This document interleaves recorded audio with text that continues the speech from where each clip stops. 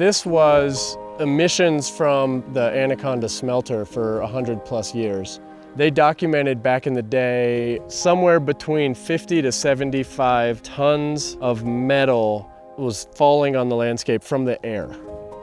So copper, zinc, arsenic, all that stuff was just falling on the landscape. Once you take the vegetation off of a soil, there's just nothing holding it together, so then it just starts sliding away. Look at this plume coming out of this gully here. Yeah. This whole clump of earth that we're on right now has just been getting piles of sediment on it for years and years. This is just the years of fine sediment that have been coming off these hillsides that are just clogging and choking the stream out. It's destroyed any kind of habitat that a fish would want in here. You can see everything's just choked out with sediment.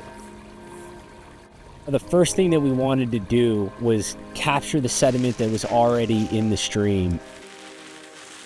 And we accomplished that by the installation of these low-tech beaver mimicry structures.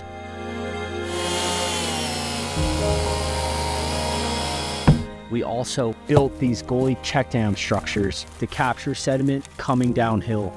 It's hitting these, it'll fill this up, and by incorporating a ton of these in each gully, we're essentially stopping the sediment in its tracks from reaching the downstream water body. So what you can see here is what we've been calling coir band-aids, and it's a coconut fabric material that we bring up here. We dig a series of 3 trenches. We throw that organic fertilizer and that seed mix in these trenches. We cover it up with this coir material, and that does a couple things. It ensures that that seed's not going to get blown away. It also helps with germination of those seeds. It protects the seeds. We've had a lot of great success with this. You can see our seed mix is coming in really great here. Penstemons, yarrow, lupins coming in, blue bunch wheatgrass.